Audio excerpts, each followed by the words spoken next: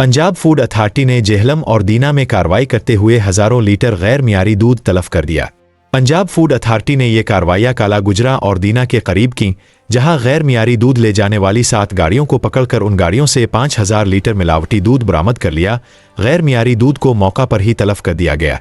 तर्जुमान Punjab food authority के मुताबिक कार्रवाई के दौरान मजमूई तौर पर 13 दूध बरदार गाड़ियों में 50,000 लीटर से जायद दूध को चेक किया गया, जिसमें से 7 गाड़ियां गैर मियारी दूध लेकर जा रही थीं। उन गाड़ियों के मालिकान पर 1,80,000 रुपए के जुर्माने भी आयद किए गए। तर्जुमान के मुताबिक ये नाकिस दूध मंडी बहावलदीन से जेहलम और दीना में सप्लाई किया जाना था, ताहम बरवक्त कार्रवाई करते हुए शहरियों को मुज़िर सेहत दूध के इस्तेमाल से बचा लिया गया। पंजाब फूड अथॉरिटी के तर्जुमान ने मजीद कहा कि दूध बरदार गाड़ियों की रोज़ाना की बुनियाद पर चेकिंग की जाती है ताकि गैर मियारी और मिलावटी दूध की फ़रोख्त को रोका जा सके। शहरी किसी भी शिकायत की सूरत में हेल्पलाइन 1223 पर राब्ता करे।